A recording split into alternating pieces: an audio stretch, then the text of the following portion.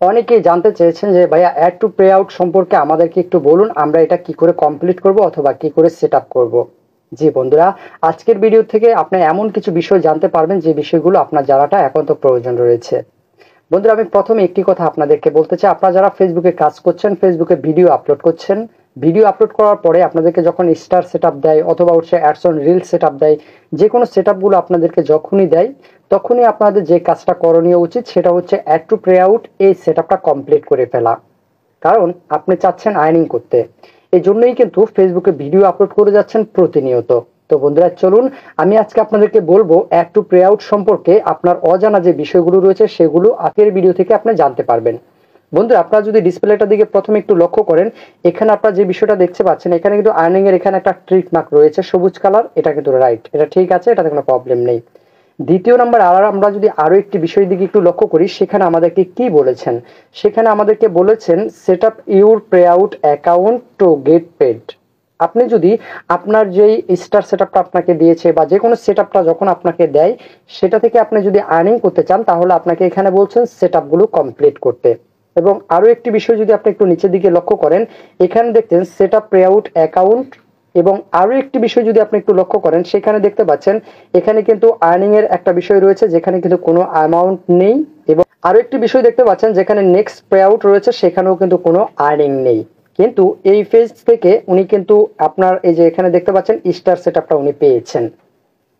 এখন এই যে স্টার সেটআপ পেলেই কি আমরা সেটআপটা করে ফেলবো? এই ক্ষেত্রে আমি আপনাদেরকে কয়েকটি বিষয় আগে একটু বলতে চাই। বন্ধু, আপনি যদি ফেসবুক থেকে আর্নিং করতে চান, সবচেয়ে যে বিষয়টা লক্ষ্য রাখা উচিত সেটা আমি মনে করি, আপনাকে যখন স্টার সেটআপ দেবে আপনি দ্রুত করে সেটআপগুলো করে ফেলার চেষ্টা করবেন। তবে স্টার সেটআপ করার আগে অবশ্যই আপনি আপনার পরিবারের সাথে আলোচনা করে নেবেন। আপনারা অবশ্যই আলোচনা করে নেবেন, আপনি ভালো করে ভেবে তারপরে সেটআপগুলো করবেন। কারণ আমি কিন্তু এর আগেও আপনাদেরকে বলেছি, একটি সেটআপ যখন আসে সেটআপ করার আগে আপনাকে অবশ্যই ভাবতে হবে। কারণ অনেকে আছেন সেটআপ কমপ্লিট করার পরে 3 নাম্বার খুলেছেন, ব্যাংক অ্যাকাউন্ট নাম্বার ক্রিয়েট করেছেন, মানে সেটআপটা কমপ্লিট করেছেন, তারপরে 2-1 মাস পর আর ফেসবুকে কাজ করছেন না। এই ধরনের কাজগুলো করা যাবে না। আপনি যদি অ্যাক্টিভ থাকতে পারেন, আপনি যদি মনে করেন হ্যাঁ আমি ফেসবুকে অ্যাক্টিভ থেকে কাজ করতে পারবো, তাহলে কিন্তু আপনি সেটআপ করতে হবে। কারণ অনেকেই আছেন যে সেটআপ করেছেন, সেটআপ করার পর 2 মাস 4 মাস 5 মাস দেখছেন ভিডিওতে ভিউ হচ্ছে না বা রিচ কমে যাচ্ছে, এজন্য কিন্তু অনেকে আছেন ফেসবুকিং করছেন না বা ভিডিও তৈরি করছেন না। এমনটা করা যাবে না, আপনি ধৈর্যহারা হওয়া যাবে না।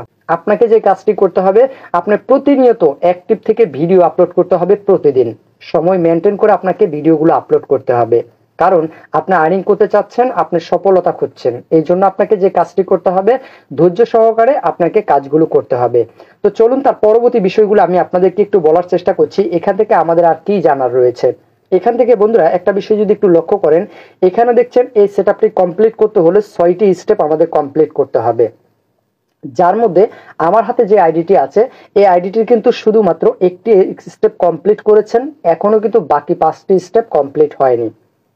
এবং এই স্টেপগুলো কমপ্লিট করতে হলে আমাদের কি কি প্রয়োজন রয়েছে চলুন আমি সেটা আপনাদেরকে একটু বলি। যেমন আমাদের বাংলাদেশে বলা হয় এনআইডি কার্ড এবং ইন্ডিয়াতে বলা হয় আধার কার্ড। এটা আপনার অবশ্যই প্রয়োজন, যেটা হচ্ছে জাতীয় পরিচয়পত্র। আরো একটি বিষয় আপনাদের যেটা প্রয়োজন সেটা হচ্ছে একটি টিন নাম্বার, মানে সরকারি ট্যাক্স নাম্বার। আরো একটি বিষয় যেটা প্রয়োজন সেটা হচ্ছে একটি ব্যাংক অ্যাকাউন্ট নাম্বার, এবং যেই ব্যাংকের অ্যাকাউন্ট নাম্বারটি আপনি যুক্ত করবেন সেই ব্যাংকেরই একটি সুইফট কোড আপনার অবশ্যই সেখানে যুক্ত করতে হবে। এবং তার পরবর্তী যে বিষয়টি আপনার প্রয়োজন সেটা হচ্ছে একটি পোস্টাল কোড, যেটা হচ্ছে পোস্ট অফিসে থাকে। অবশ্যই সেই কোডটি দিয়ে আপনি নিজে সুন্দর করে এটাকে সেট আপ করবেন। যদি আপনি নিজে সেট আপ না করতে পারেন তাহলে আপনি যে কাজটি করবেন, আপনাদের এলাকায় অথবা আপনাদের দেশে যারা অনলাইনের কাজগুলো করে থাকেন, মানে যাদের কম্পিউটারের দোকান রয়েছে, আপনি তাদের কাছ থেকে সেট আপটি সম্পূর্ণ করে নিতে পারেন।